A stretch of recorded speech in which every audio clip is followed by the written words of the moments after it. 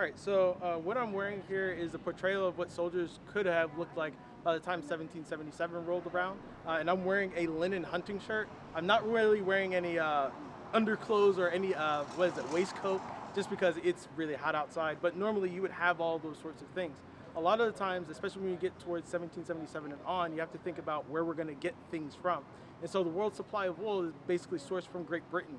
And if we're at war with Great Britain, it's hard to get things from them. So we have to locally source things. And what the colonists, or rather the Americans, decided to do is they decided to shop their closets and shop things that are near them.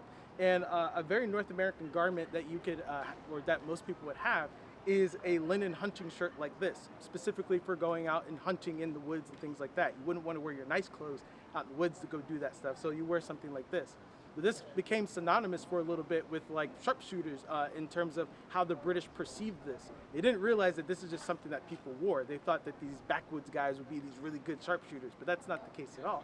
It's just a really cheap, easy garment that the army can get, make, and reproduce very quickly for the multitudes. So when it comes to outfitting an army, especially towards 1777, if you don't have your own personal stuff to bring, they might be able to issue out something like this, and it's cost effective to the army and cost effective to the individual wearing it as well.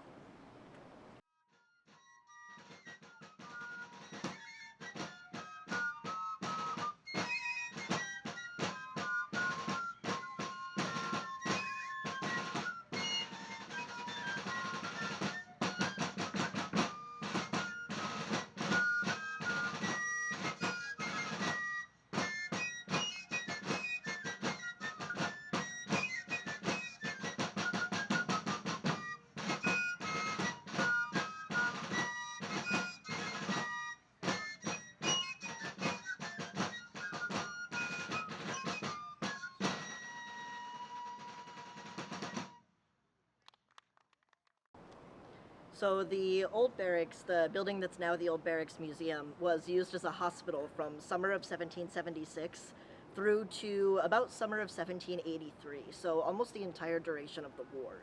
And our hospitals saw not only smallpox and infectious disease patients, but also battle casualties from Brandywine, Germantown, Monmouth, and Yorktown.